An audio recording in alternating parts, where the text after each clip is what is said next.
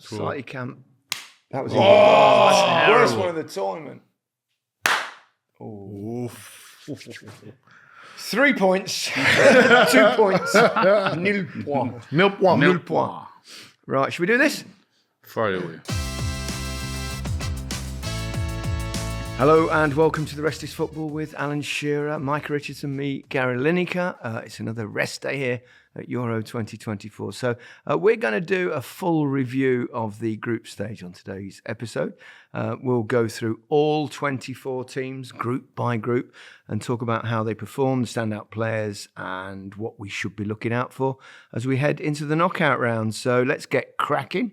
You ready for this? Let's do this. Yes. Fire away. Okay, we'll get right into it then and start. We'll do it in alphabetical order. So we'll start with group. Micah? A. Gee, went to school, you see. Okay, which was obviously the host nations group. So Germany won the group and Switzerland finished second and the other two went home, Hungary and Scotland. Let's start with our predictions. We all predicted Germany to finish first, which was kind of predictable. Micah and myself thought Scotland might wriggle through in second place, and Alan went with Hungary. So was that our heart or head, though? I think it was heart. I think it was heart as much as anything. But You're just trying to keep the Scottish listeners happy, weren't you? You two. We love the Scots. We love the Scots. I was genuinely hoping. Yeah, we all were. We all weren't were, we? genuinely so.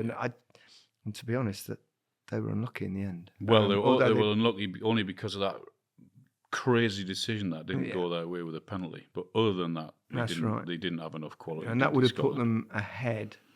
But I mean, obviously, it looks like they lost, so it looks worse. But if they'd been given that goal, they probably would have clung on to it. And with 4 points, they would have gone through. Germany started really well, obviously, in the first game against Scotland. And we all thought, wow, they kind of not. I still think they were pretty impressive, but nothing like as impressive in the second game. And then once you've won the group and stuff, it's a lot easier. They didn't need to be though, did they? Correct. In the third game, I agree with you. I think in terms of balance, I think Germany have impressed me the most, along with obviously Spain. We'll talk about a little bit later. I just think they know what they are. They've got players in the right positions. They can defend when they need to defend. When you say they know what they are, what do you mean by that? In terms of, so when they defend as a team. When they attack of a team.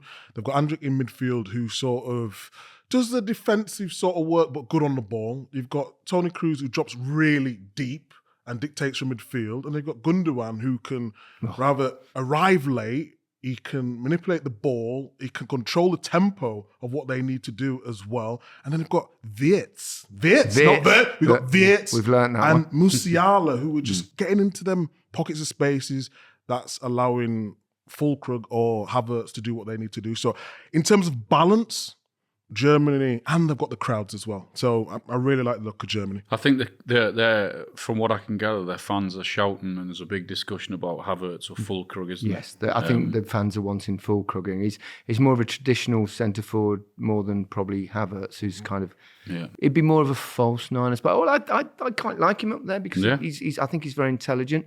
Havertz, you mean? Yeah. But Füllkrug's he's kind of old school, proper old-fashioned sort of centre forward. Yeah, but that's no nonsense. That's a great to have. Good option to come off the bench. Exactly. Yeah, which he has done. Someone coming off the bench and making an impact. That's what we want to see. I think always the difference in these things when people talk about this and when a player comes on and does make a difference. Sometimes when they start a game, it's not the same. It's a different.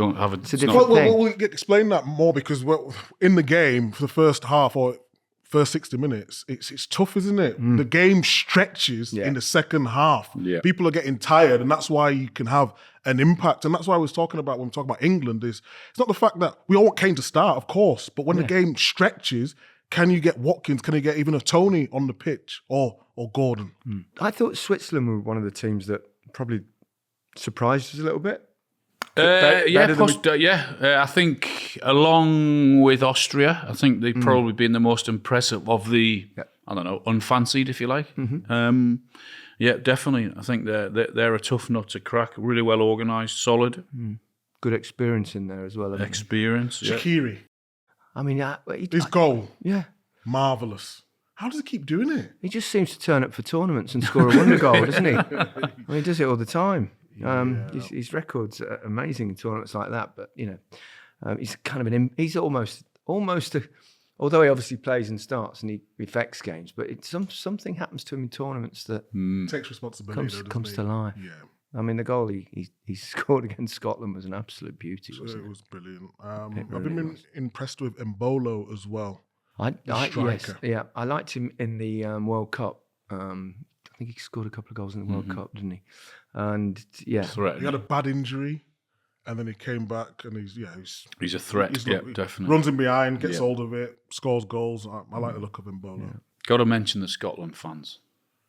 Absolutely brilliant. That national anthem before the game. Honestly, it's spine-tingling, isn't it? In all three of their games were just incredible. And wherever you went over Germany, they were having a great time and being well behaved and all that. So, I think that's been one of the great. I know we digress slightly away from the actual football, but I think the fans generally, right across the board, it's been like they've got on. I mean, obviously it's competitive. But all the fans have come and you can see them all together and they'll have a little joke at each other, but there's been no threat of, no nastiness really. No. Obviously a few things like England fans throwing stuff at Gareth Southgate, which is, let's say, absolutely totally out of order. Yeah.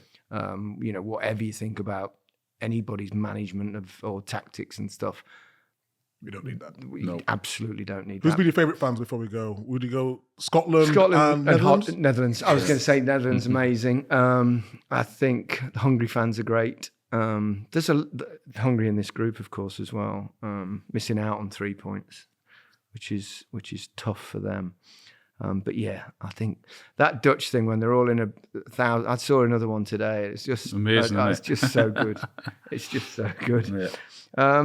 Hungary, if we're talking a couple of seconds on them, they was better. I think they deserve a little bit more. They created a lot of chances. Just couldn't fit. I thought Szoboszlai has been good at times. I think he takes responsibility for them as well. But it's just in the key moments they just couldn't put the ball away in the back of the net. Yeah, it's that little bit of a difference. It's like you've got 3 or 4 really good players and then not quite enough quality elsewhere. Okay, well that's Group A. Let's move on to Group B, the group of Spain, Italy, of course, also Croatia and Albania, who both went home. Before we do that, our predictions were Spain 1, Italy 2, Spain 1, Italy 2, Spain 1, Italy 2. What do we know, eh? Hey? We've got over. I mean, to be honest, pretty much everyone in the world would have probably gone Spain. No, but Croatia...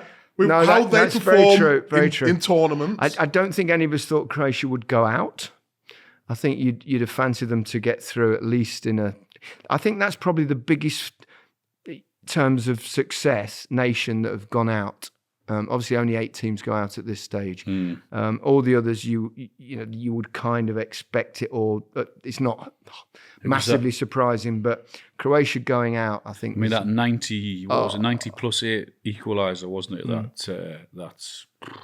I mean, you could see the disappointment on all their faces, and rightly so. I mean, you remember Modric stood there in the dugout, wasn't he? He was had his top over his face, biting. You could see the nerves and everything going through. And I felt for him. It was such a blow for them, wasn't it? Such a wonderful, wonderful player. Well, I'm not sure we'll see him in another tournament. Maybe we will. Don't know, because you've got like Pepe still going, and Ronaldo obviously for Portugal. But I mean, that it was amazing actually. Finale to that game. It was a pretty dour match before that, wasn't it? And then the penalty miss, or the Donnarumma save, and then the incredible save from Donnarumma, and then Modric puts it in, and the joy that he had. And then, what was it, 98th minute or something? 90. What's it like when you miss a penalty, though? What's your mindset? What's your mindset? Because a lot of players may have, I won't say crumble, but... Same as missing a chance. Okay. You wait for the next one. Don't panic. Don't panic. Don't panic. Yeah, but you make it sound so easy. It's not easy. Let me get into the heads of Gary and Alan. You miss a penalty. What are you thinking? You just put it to the side. You're desperate. Another one's coming. You're desperate. You're desperate for another chance or another penalty straight away. Have you ever missed a pen and then scored? Yeah, I've missed a penalty, then had another one, and then scored that one. I've never missed 2 in a game, but I've missed one and then had another one. I've only ever taken 2 in a game once, I think. And that was quarter-final of the World Cup against Cameroon. We're talking about the Euros, Gary. You always want to get the World Cup in. You were the one who started asking us about missing I penalties. asked you what the fixture was. You just said, what's it like missing a I penalty? just said you missed a penalty. I did in the FA Cup final. Okay. Right? Well, I'll take that. So that was like awful, right? Awful. But all you really need then is to win. On that occasion, we won, thankfully. But that was grim. It's grim. And obviously, I missed the one to equal the record when I did the stupid Panenka. How much of an idiot do you feel like now doing that? When you see all the records and the Euros and the World Cups and all that, if you just put it in and stop being so clever, you would have one more. I wasn't clever. I was fucking stupid. Really stupid. Of course, I felt like a dope. That's the problem with the Panenka. If it goes in, everyone goes, "Oh, that's a beautiful penalty." But no, all right. I'll ask you. What's it like when you make a terrible mistake at the back? Oof, I made many of them. Well, Why do you think he's asking you? Why do you think I'm asking you guys? Anyway, we've moved away a little bit, but it's awful missing a penalty. But all it is really is missing a really good chance, and you do that in the game anyway.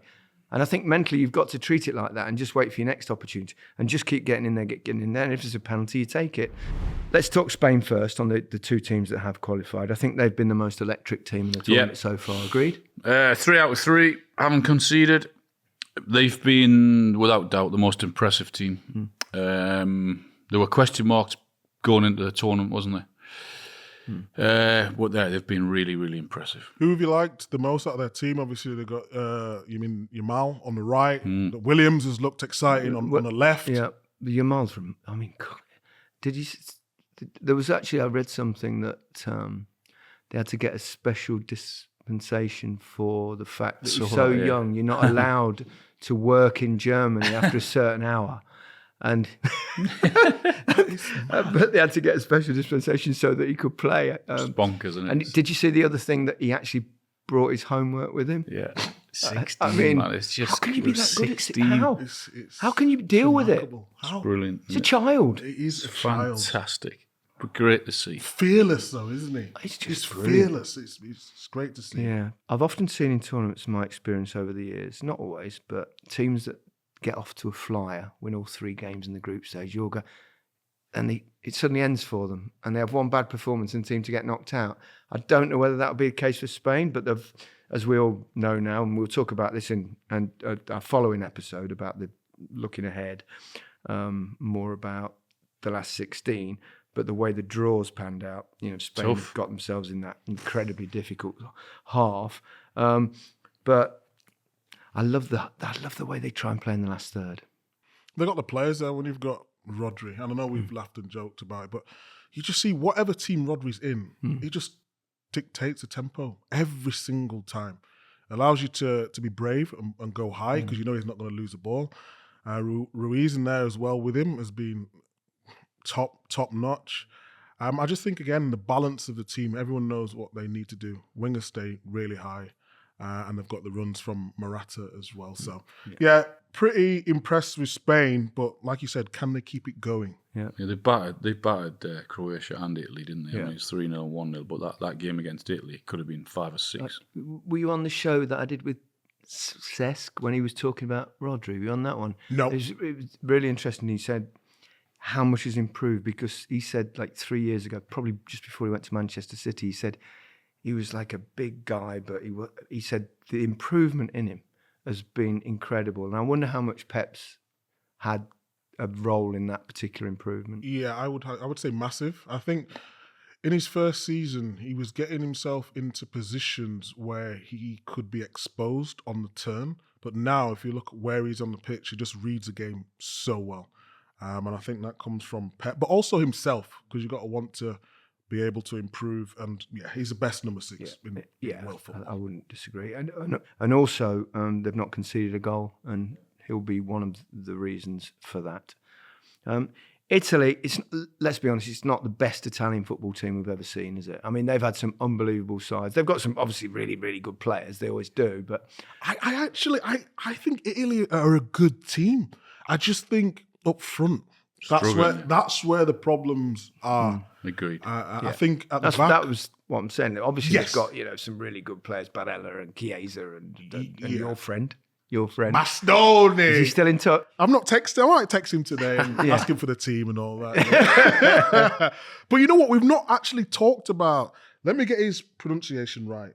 Calafiore. Yep. Amazing. He's the done one really well. everyone's talking about. All the big clubs are linked with him. He plays his football for Bologna. And I think Arsenal are interested. I've heard Man City are interested. Really good on the ball. Can score goals, can defend. And when we've been doing the games, I've been concentrating on Bastoni, but Calafiore has been equally. So you've been asking you to do scouting reports, have they? Well, I know some good players, Alan. They've got a good goalkeeper as well, obviously. Oh, Donnarumma. He's really good. Yeah, up front, I'm not convinced with them either. I'm same as you, Micah. Scamacca and Retegui, is it? Yeah, Retegui. Yeah. They were really poor against Croatia, really poor. But yeah, they've just got that mentality, the Italians, haven't they, which makes them dangerous. Yeah. Do you think it was a tournament too far for Croatia? Obviously, Yes. it was, but that old guard in midfield. Midfield, yeah, there was just too much. Going to take some replacing, though, aren't they? Oh, unbelievable! Yeah. Just a bit. It was. You're absolutely right. Yeah, they just lacked that, just enough to get through. It didn't happen for Albania. Did all right though, didn't they? I thought they, I thought they put up a good show, and the bonus is obviously that hopefully we'll now get Pablo Zabaleta to come along, and we'll slip him in on the pod. I jest. Okay. What about Asani? You remember? Sorry, when we was doing Asani. Yeah. Okay. That was a nice little joke he did on the first game. He did, wasn't it? yeah. But we primed. It was kind of it was obviously so pre-planned. Not as much as Micah loves them. He loves It was Asani. either that or cheese and ham. Yes, please. Okay. Right. On to Group C. England first, Denmark second for me. Micah, England first, Serbia second. And Alan, England first, Denmark second. Oh dear, Micah. Deary. Alan and myself have got you on that one. And Serbia were bottom. If you look at this group now, no team in any game scored more than one goal. It's a binary group. It was 1-1, 0-1, 1-1, 1-1, 0-0, 0-0. Yeah, it was a tough group. They always say Tough the to group watch. of death. Yeah. But it's normally meant because there's 4 great teams in it. But on this occasion, there were 4 teams that the didn't flow, let's say. The last 2 games, England 0, Slovenia 0, Denmark 0, Serbia 0. Oh my goodness, it was tough watching, eh? Yeah. Very, very underwhelming group. Not great quality at all from any of the teams. I mean, England 5 points unbeaten, top of the group. We keep hearing that, which is absolutely fine, but still in second gear. Haven't got out of second gear yet. Haven't played well at all yet. We're hoping that's going to change. It's going to change, isn't it? And spark from somewhere. Well, the spark might be the draw, because not for the first time in Gareth's career, he's landed on the right side of the group. draw, yeah. And that's, luck is important as ability sometimes. Absolutely. You need a bit of luck in a tournament. Yeah, Obviously, absolutely. we're going to save looking ahead to the next show that we do. Right, let's talk a bit about England. Win the group, go through, right side of the draw. Can't really play much poorer, but still win. What's that old adage? If you can win when you're playing badly, that's a really good sign. So they can only get better, I think. Agreed. Or I hope. No, they will get better. They will, of course they will. They I think I've seen so many tournaments over the years in the group stage where teams are not very impressive at all, and then they go on and win a tournament. So Argentina, remember Saudi Arabia. Absolutely. I remember when Spain won the World Cup, they lost the opening game, I believe, against Switzerland. Well, what's his José Font said Portugal drew their 3 games in their qualifying group when they won it, didn't they? Yep, they got through in 3rd place, I think, as well. Yeah. So it just shows you don't want to read too much into that. It's all about the knockout. We look forward to that. So let's Denmark. I thought tactically against England, I thought they got it right, played really well. I mean, obviously, they've only scored 2 goals in 3 games. That probably would be your main concern about them. Yeah, I'd like to say as well, it was great having Thomas Frank, wasn't it, in the studio with us, because he knew the lovely, real wasn't he? Great detail guy. about them, and he was just great to work with. But yeah, Denmark, I think they well organised. I don't necessarily think they're the greatest team, but they've all got a role, knew what they needed to do against, a good England side. I think the coach has them well drilled. But I still think they're missing that star quality in, forward to go a areas. long way in the tournament. Yeah, For they're, they're half a really good team. Half a really good team. I like a lot of sides in this of countries of that. Great story with Ericsson scoring the way. Amazing. That was, I Wasn't think, one of the best moments of the first round of matches. It unbelievable after what happened for him to be blooming playing football again, alone playing in the European Championships and scoring. So. Who would have thought that great when he story, collapsed? absolutely. No one. Yeah. I think Slovenia deserve a word. I thought they too were very organised. I don't think anyone would have fancied Slovenia getting through to the knockout stages. Nope. Good goalkeeper though, haven't they? Really good. Oblak. I mean, one of the best, isn't he? One of the best in the world. I think he's been so consistent for so long. Hardly makes a mistake. Huge presence. Huge in physique as well.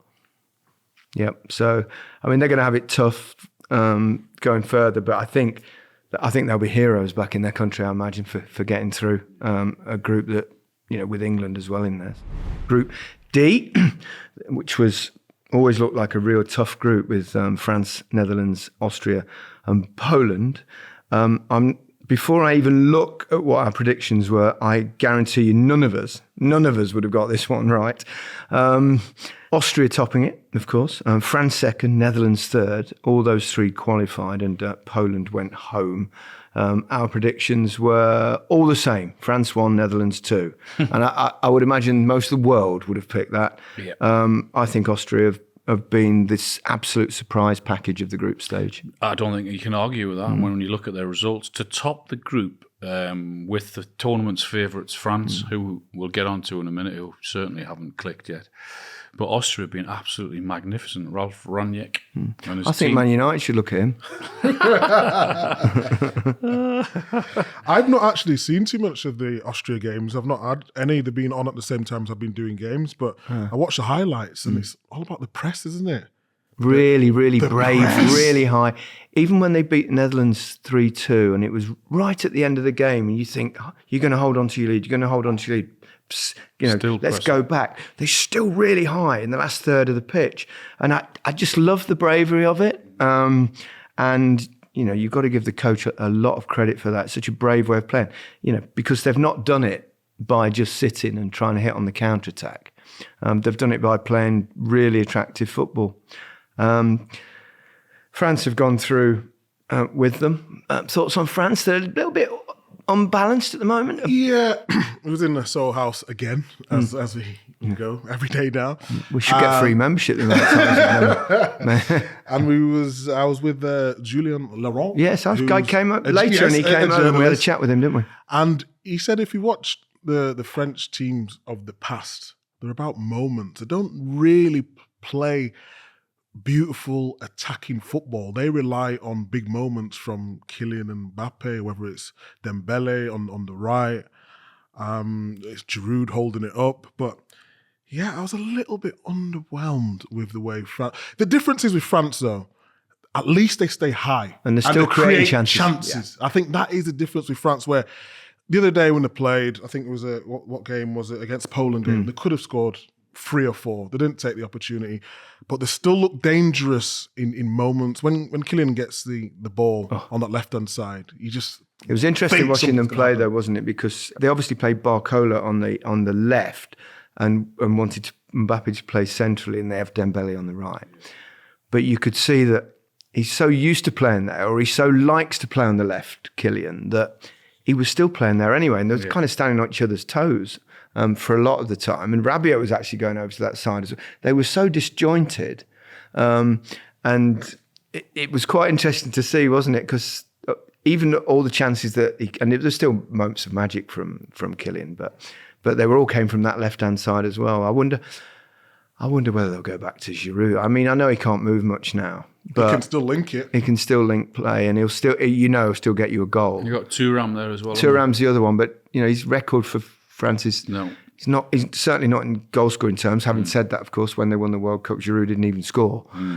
So I don't know. It just allows Mbappe to play where he wants to play, and he's at his best. It's a conundrum, though, isn't it? Yeah. Because you want Mbappe where he's best on the field, and it's similar sort of situation to England, where Kane's so good at getting on the ball, but then you need to run in behind. You're getting to England again. I know, yeah. I'm just, I can't help it. I love you, England. Well, we all Please, do, and that's why we care so much. They got so many options there, though, haven't they? They got Griezmann in there as well in the 10 role. He's a clever player. He's a really good player, yeah. And Conte's been good. Dembele frustrates at times, doesn't he, on the right? With his ability, you're wanting...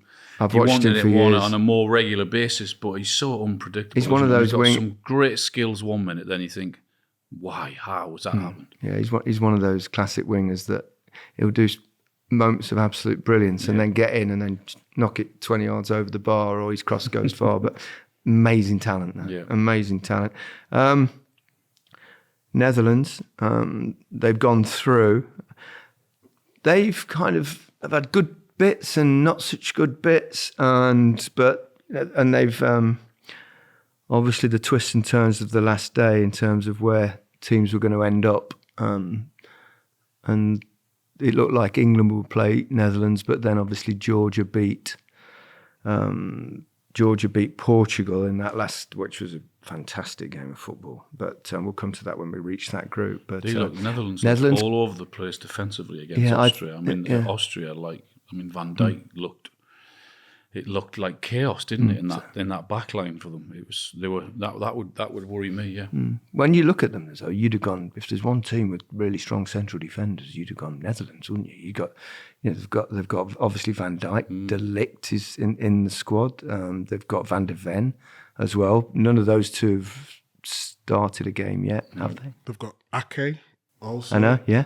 He's been brilliant at Man City. So they've got so much quality at the back and you wouldn't have thought that's the place that they would struggle.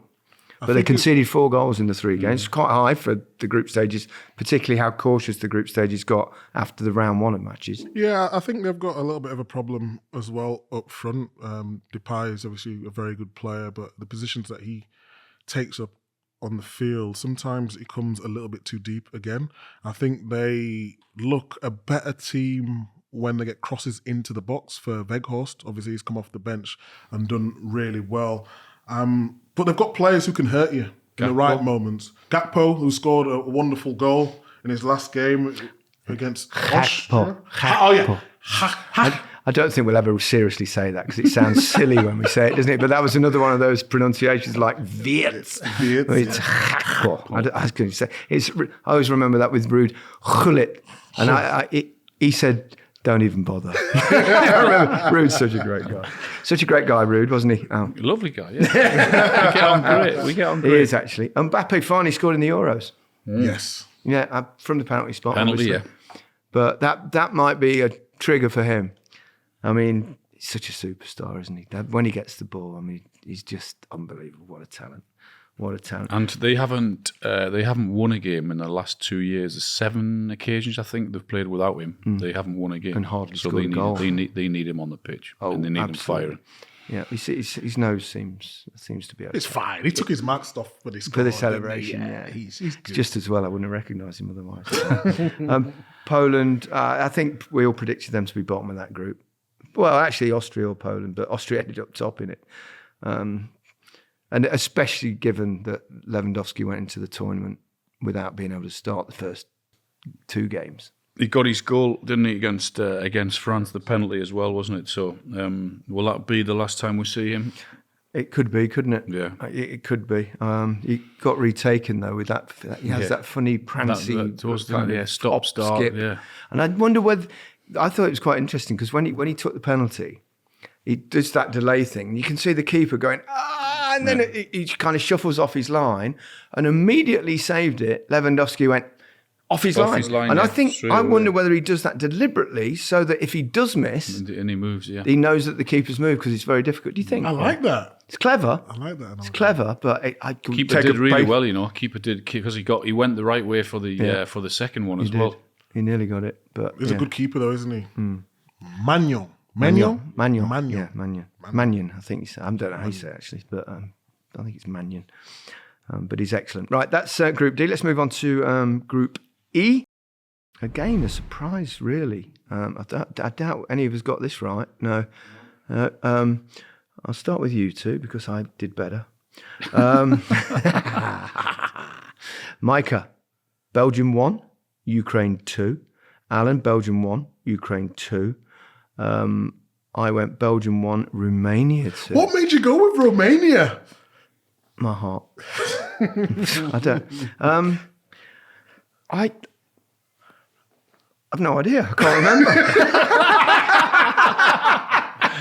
He had a good Go guess. about going with Romania. That can't give us a reason why. He had a good guess. No, I thought they played well in the qualifiers.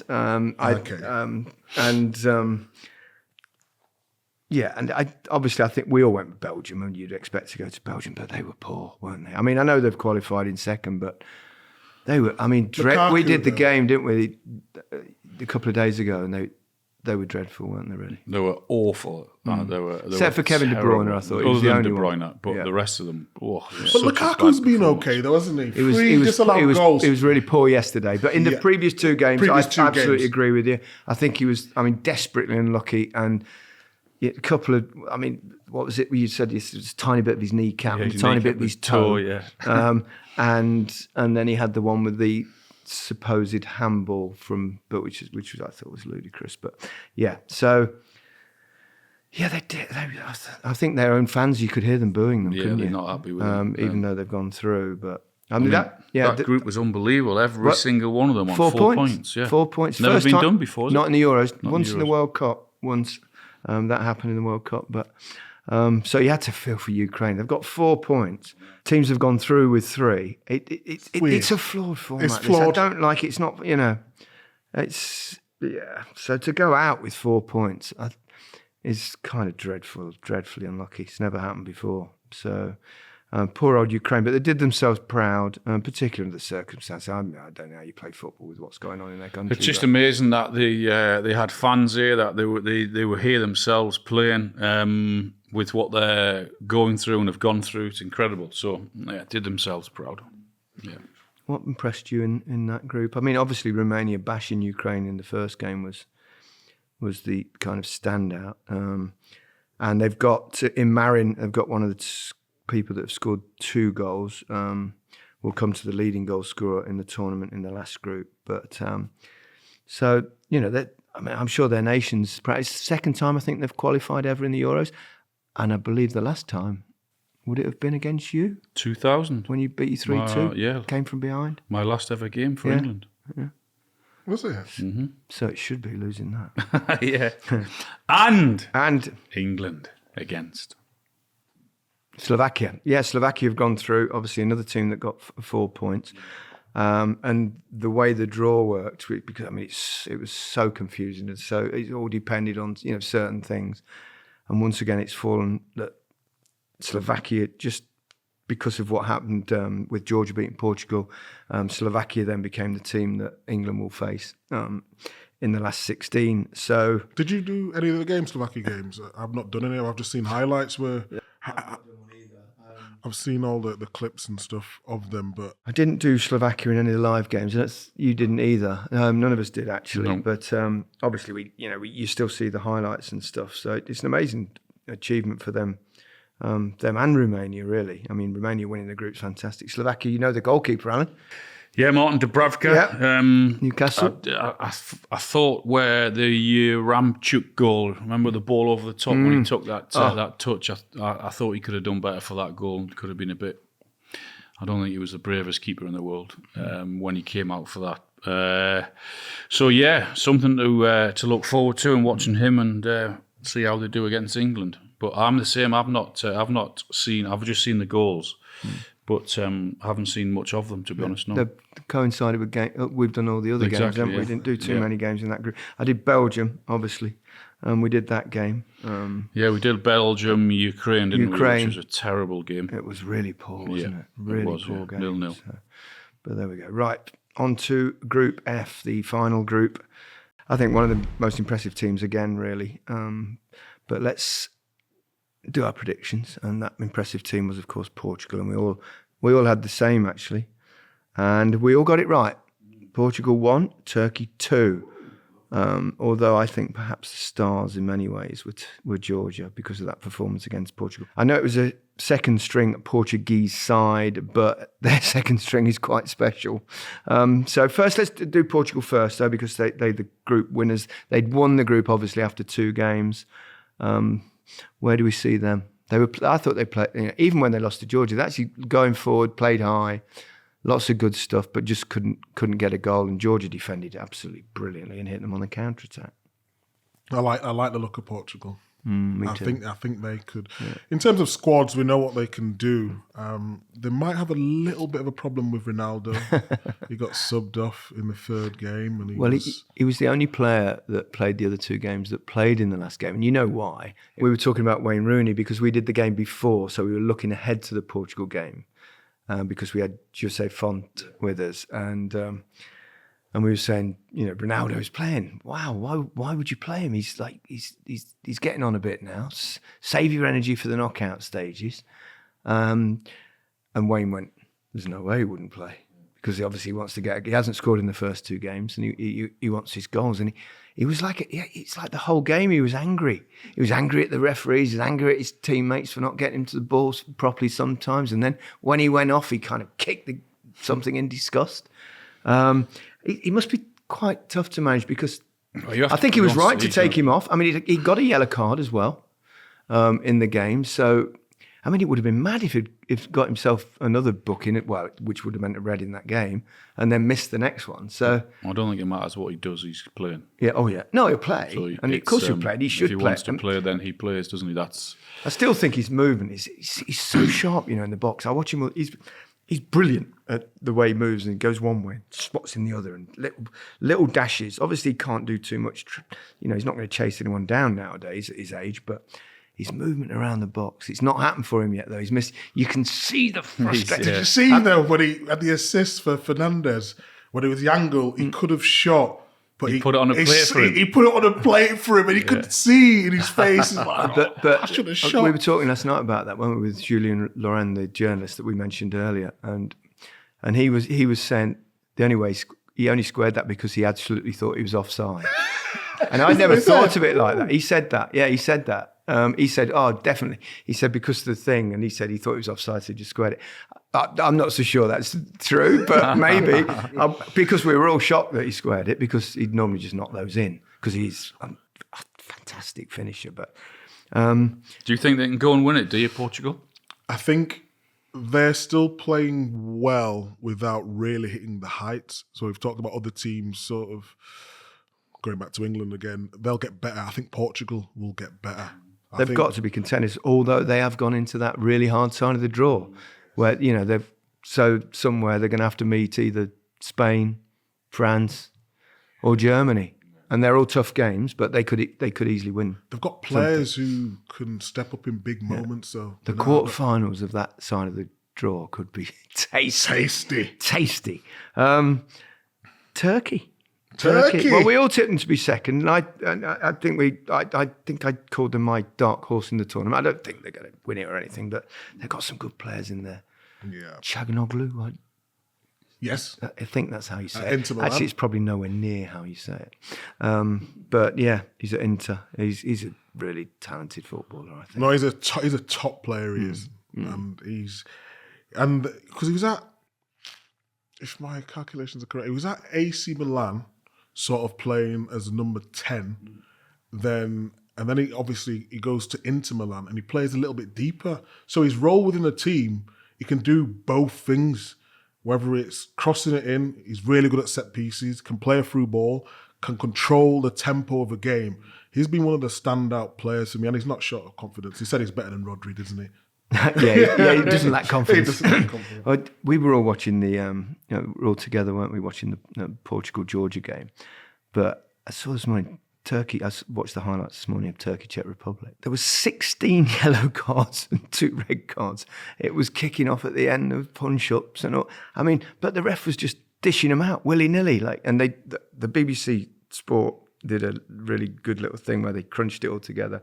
It sounded like Jonathan Pearce was qualifying, but sounded like Jonathan Pearce was commentating because you just heard a little snippets of his voice, and but it's going yellow, yellow, yellow, yellow, yellow, yellow, yellow, yellow, yellow, red, yellow, yellow, yellow, red. So it's fucking mad, absolutely crazy game. So who knows how many players they're going to have missing in the next. Yeah. So Czech Republic, they're going home, but Georgia, what a performance against. I know it's second string, but Portugal's second string is really, really strong. Absolutely. And they've got Ronaldo, obviously, as well, that played. I mean, they defended brilliantly. Their goalkeeper, Mamardashvili, I think, he was absolutely brilliant. A couple of the saves he pulled off were amazing. I mean, he is a very, very good goalkeeper. But I thought that their effort, the work rate, the pace of which they countered, was absolutely superb. I was so chuffed for a little nation like that. I mean, when you think about it, there's been some great moments in the early rounds of the tournament. We mentioned Eriksen and Germany scoring 5 and some really good games. But that story, Georgia beating Portugal, is incredible, isn't it? I know. Come on, you're going to say his name. The main man, the top scorer of the tournament. No, not the top. No, we'll go on to that one. Oh. I'm talking about the jinky winger. That's the one that everyone avoids saying. Kvaratskhelia. Go on. I got it wrong there. Go on. Kvaratskhelia. No, it's wrong. I struggle to say this every time I've tried. That's why I'm doing it. Go on. Kvaratskhelia. Kvaratskhelia. Not bad. Kvaratskhelia, I think it is. If you. No, I think it's Kvaratskhelia because I've that was another one of Alistair Bruce Ball's things that we've all been saying it wrong. I've just learned this, and that's what threw me as well. It's such a tongue twister, though, isn't it? So difficult to say. Kvaratskhelia, something like that, I think. But it's probably actually nothing like it. It's so difficult, that name. If someone had said that Georgia would have qualified and the top scorer would have been from them at this moment in time. George Mikhautadze. I thought it said that. Mikhautadze. That's probably wrong as Who does he play for? Metz, I think it is. Metz in France. In France. Mm-hmm. Yes. That's right. 3 goals. Penalty there to take them 2-0 up, and the keeper went the right way. It was perfectly placed into the corner of the net. I thought that was one of the moments of the tournament. When the final whistle went, the joy, and I mean, what a performance to do that! It really was very, very special. They play Spain next in the knockout, but they're already heroes, I'd imagine. Yeah, that's their moment. That's their moment, isn't it? Beating Portugal, qualifying for the next round. They won't go any further, but it doesn't matter.